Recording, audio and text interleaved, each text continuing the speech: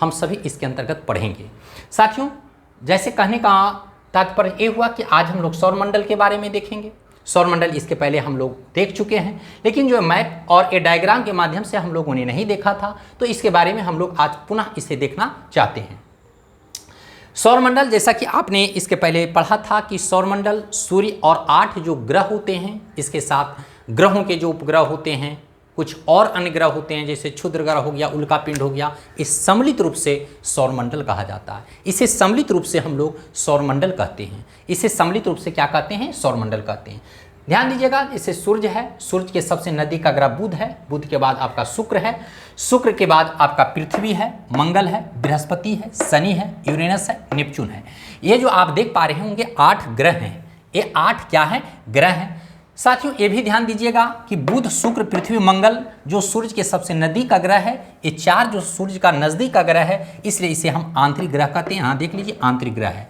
आंतरिक ग्रह के अंतर्गत कौन आता है? बुध, शुक्र, पृथ्वी, मंगल। बुध, शुक्र, पृथ्वी, मंगल, ये जो 4 हैं सूर्य के नज़दीक हैं, इसलिए इन्हें आंतरिक ग्रह कहा जाता है। साथियों, आंतरिक ग्रह जो होते हैं चट्टानों के बने होते हैं। आंतरिक ग्रह जो होते हैं चट्टानों के बने होते हैं। आंतरिक ग्रह जो होते हैं चट्टानों के बने होते हैं। ध्यान दीजिएगा, मंगल और बृहस्पति के बीच में एक देख पा रहे होंगे क्षुद्र ग्रह की पट्टी है। मंगल और बृहस्पति के बीच में एक क्षुद्र ग्रह की पट्टी है, जिसमें क्षुद्र ग्रह घूमते हैं और सूर्य के चारों ओर चक्कर लगाते हैं। साथियों, अगर आपका प्रश्न होगा कि सर क्षुद्र ग्रह क्या है, तो मैं आपको बता देना चाहता हूँ कि साथियों, वैज्ञानिकों के अनुसार बहुत वर्ष पहले, लाखों करोड़ों समझ लीजिए, बहुत वर्ष पहले का मतलब कोई लिमिट नहीं, बहुत वर्ष पहले जो है विस्फोट के दौरान ग्रहों का टुकड़ा है, ग्रहों से टूटकर अलग हुआ है, और एक ग्रहों का ही पार्ट है, ग्रहों का ही खंड टुकड़ा है जो सूर्य के चारों ओर चक्कर लगाता है। लेकिन मंगल और बृहस्पति के बीच में एक पट्टी बन गया है और उसी पट्टी में सूर्य के चारों ओर चक्कर लगाता है, इसलिए इस पट्टी को क्षुद्र ग्रह की पट्टी कहते हैं। और इसी क्षुद्र ग्रह की पट्टी में ये जो क्षुद्र ग्रह है सूर्य के चारों ओर चक्कर लगाते हैं। प्रश्न पूछा जाता है, ध्यान दीजिएगा, प्रश्न रहता है कि क्या क्षुद्र ग्रह ग्रह के चक्कर लगाते हैं या सूर्य के चारों ओर चक्कर लगाते हैं? तो आपका जवाब होनी चाहिए कि जो क्षुद्र ग्रह होते हैं वो ग्रह के नहीं, वो सूर्य के चक्कर लगाते हैं। साथियों, आपको ये भी प्रश्न आता है कि क्षुद्र ग्रह किसके बीच पाए जाते हैं? क्षुद्र ग्रह किनके बीच होते हैं? तो क्षुद्र ग्रह मंगल और बृहस्पति के बीच में होते हैं। क्षुद्र ग्रह जो होता है मंगल और बृहस्पति के बीच में होता है। क्षुद्र ग्रह की पट्टी होती है, उसी पट्टी में क्षुद्र ग्रह जो है सूर्य के चारों ओर चक्कर लगाते हैं। इसके बाद अगर आप आते हैं तो बृहस्पति, शनि, यूरेनस, नेपच्यून, इस सूर्य से काफ़ी दूर होता है। हम लोग ग्रह को 2 भाग में करके पढ़ते हैं, आंतरिक ग्रह और बाह्य ग्रह। तो आंतरिक ग्रह आपने देखा, इसके बाद बृहस्पति, शनि, यूरेनस, नेपच्यून, यह आपका बाह्य ग्रह होता है। बाह्य ग्रह होता है चूंकि सूर्य से काफ़ी दूर होता है, इसलिए इसे बाह्य ग्रह की श्रेणी में रखा गया है। ये सूर्य के नज़दीक होता है, इसलिए आंतरिक ग्रह के श्रेणी में रखा गया है। और देख लीजिए, बीच में आपका एक बाउंड्री भी बना देता है, जिसको क्षुद्र ग्रह की पट्टी कहते हैं। ये बाउंड्री का भी काम कर जाता है और हम लोग सेपरेट इसको पढ़ भी लेते हैं। तो ये जो बाउंड्री आप क्षुद्र ग्रह की पट्टी देखते हैं, 4 इधर 4 इधर, उसके बीच में होता है, तो मंगल और बृहस्पति के बीच में होता है। इस तरीके से भी आप इसको समझ सकते हैं। साथियों, बृहस्पति, शनि, यूरेनस, नेपच्यून जो बाह्य ग्रह होते हैं, ये चट्टानों के नहीं बने होते हैं, ये गैस और तरल पदार्थों के बने होते हैं। ये गैस और तरल पदार्थों के बने होते हैं। तो इससे आपको बहुत सारे आंसर का क्वेश्चंस का जवाब मिल गया होगा। सबसे नज़दीक का ग्रह बुध है, उसके बाद शुक्र है, पृथ्वी है, मंगल है, बृहस्पति है, शनि है, नेपच्यून है। खैर, इसको हम लोग सेपरेट भी पढ़ेंगे, जैसा कि बुध के बारे में इसके पहले वाले वीडियो में अगर जाएंगे तो बुध के बारे में हम लोग अच्छी तरह से पढ़ लिए हैं। इसके बाद हम लोग शुक्र के बारे में पढ़ेंगे, इसके बाद हम लोग शुक्र के बारे में पढ़ेंगे। इसके बाद साथियों, आप देख पा रहे होंगे शुक्र के बारे में हम लोग देखेंगे। वेनस शुक्र क्या है? तो जैसा कि आप देख पा रहे होंगे कि शुक्र जो है सूर्य के चारों ओर एक परिक्रमण 255 दिन में लगाता है। सूर्य के चारों ओर एक परिक्रमण 255 दिन लगाता है। पृथ्वी एक परिक्रमा, सूर्य के जो चारों ओर होता है परिक्रमा, पृथ्वी एक परिक्रमा जो है, पृथ्वी सूर्य के चारों ओर, जिसको हम परिक्रमा कहते हैं, एक परिक्रमा 365 दिन में लगाता है। लेकिन अगर शुक्र की बात की जाए तो शुक्र जो है सूर्य के चारों ओर एक परिक्रमा 255 दिन में लगाता है। परिक्रमण और घूर्णन में आपको मैं अंतर बताना चाहता हूँ। जैसे मान लेते हैं ये पृथ्वी है, इसको पृथ्वी मानिए, यहाँ पर ये जो दिख रहा है आपको, ये दिख रहा होगा ये, इसको पोल कहते हैं, ध्रुव कहते हैं। तो ध्रुव जब यहाँ पर देख पा रहे होंगे, अगर आप इसको देखें, मैं बता रहा हूँ, जैसे देख लीजिए ये आपका इंडिया है, इंडिया है, इस चिन्ह को आप याद रखिए। एक इसका घूर्णन जो होता है ये आपका पोल है, ध्रुव है।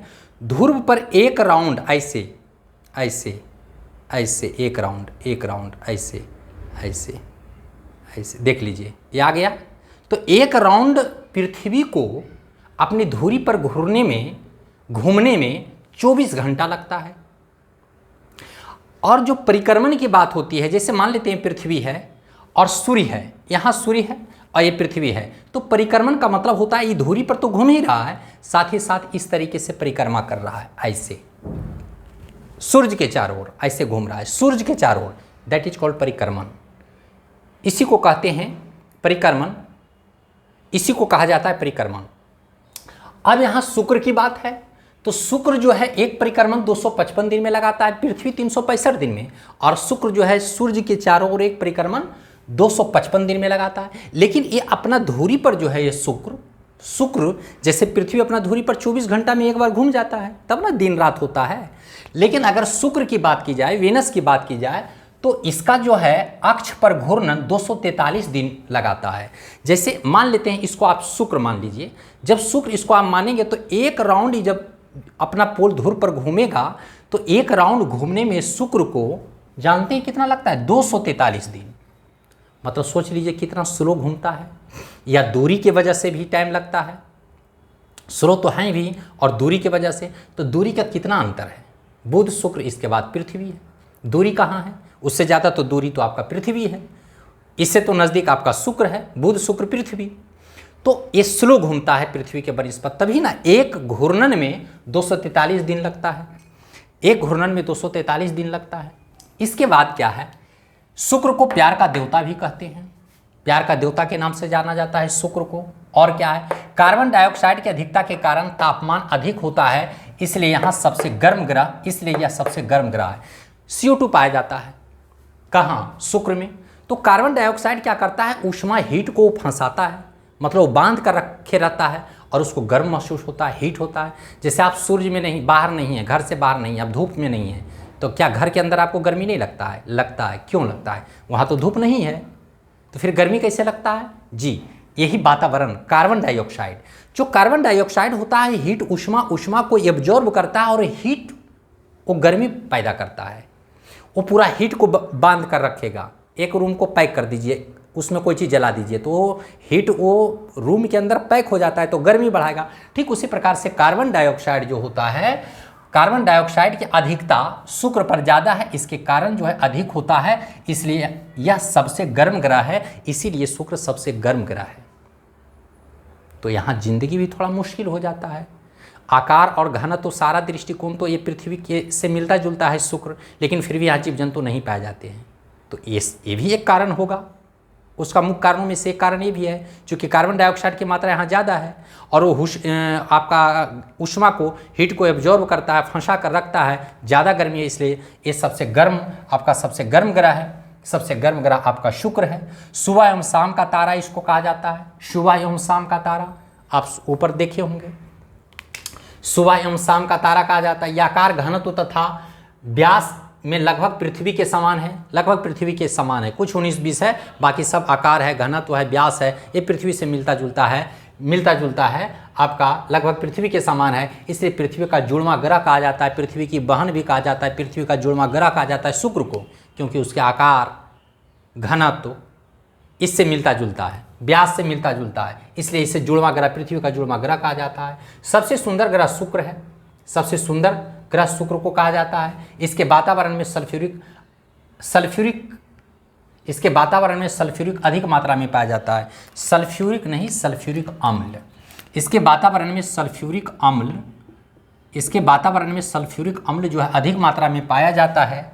यह धीरे धीरे घूमता है, चूँकि देख रहे हैं पृथ्वी अपनी धुरी पर 24 घंटा में घूम जाता है, जबकि 243 दिन लगाता है, तो ये धीरे धीरे घूमता है, विपरीत दिशा में घूमता है। एक चीज़ और मैं बताना चाहता हूँ, जैसे कहने का मतलब है कि पृथ्वी जो है, पृथ्वी सूर्य के चारों ओर पश्चिम से पूरब की दिशा में घूमता है, मतलब इस तरीके से घूमता है, पश्चिम से पूरब इस तरीके से घूमता है। ये पश्चिम से पूरब देख रहे हैं, ये एंटी क्लॉकवाइज है। पता नहीं आपको उल्टा दिखता होगा, लेकिन मेरे हिसाब से आप देखिएगा तो ये एंटी क्लॉकवाइज है। मैं तो अपने हिसाब से दूंगा ना, फिर कन्फ्यूजन हो जाएगा। ये देखिए एंटी क्लॉकवाइज। तो पृथ्वी जो है सूर्य के चारों ओर पश्चिम से पूरब दिशा में घूमता है, लेकिन ये शुक्र जो है, ये शुक्र आपका विपरीत घूमता है, मतलब इस तरीके से क्लॉकवाइज घूमता है, पूरब से पश्चिम घूमता है। यही आपको सूर्य के चारों ओर मैं बताना चाह रहा हूँ। तो इसमें कहा है कि आपका ये विपरीत दिशा में घूमता है और चंद्रमा की संख्या शून्य है, मतलब इस पर चंद्रमा नहीं है, मतलब चंद्रमा का मतलब उपग्रह नहीं। जैसे पृथ्वी का उपग्रह चंद्रमा है, ठीक उसी प्रकार से शुक्र का कोई उपग्रह नहीं है, इसलिए इसको हम लोग याद करने के दृष्टिकोण से बुध और शुक्र को निसंतान ग्रह कहते हैं। क्योंकि बुध के पास भी कोई उपग्रह नहीं है और शुक्र के पास भी कोई उपग्रह नहीं है, इसलिए इसको हम लोग प्यार से याद करने की दृष्टि से, कहीं एग्जाम में इसको आपको लिखना नहीं है, कहीं कोई एग्जामिनेशन में इसको आप मेंशन मत कीजिएगा। ये हम याद करने की दृष्टि से बुध शुक्र को निसंतान ग्रह कहा जाता है, मतलब इसके पास कोई उपग्रह नहीं है। तो ये दिशा घूमता है। चंद्रमा की संख्या इसमें शून्य होती है। सूर्य से दूरी 0.7 AU यानी एस्ट्रोनॉमिकल यूनिट होता है। 0.7 यूनिट ये सूर्य से आपका इसकी दूरी है। तो हम लोग इसके बारे में देखें, शुक्र के बारे में। फिर हम लोग, अगर आप NCERT का लाइन बाय लाइन इसी तरीके से पढ़ते जाते हैं तो आपका किसी भी एग्जामिनेशन में किसी भी प्रकार की दिक्कत नहीं होगी। और सारा जैसे ही ये खत्म होगा, इसके बाद आगे जो आएगा, बुध को मैंने बता दिया, ये शुक्र हो गया। फिर पृथ्वी के बारे में बताऊंगा, बुध शुक्र पृथ्वी। उसके बाद आपका जो होगा मंगल होगा, सारा बुध शुक्र पृथ्वी मंगल बृहस्पति शनि यूरेनस नेपच्यून सभी के बारे में हम लोग सेपरेट देखेंगे। और जैसे ही ये खत्म होगा तो इसका हम लोग क्वेश्चन आंसर भी करेंगे। धन्यवाद साथियों।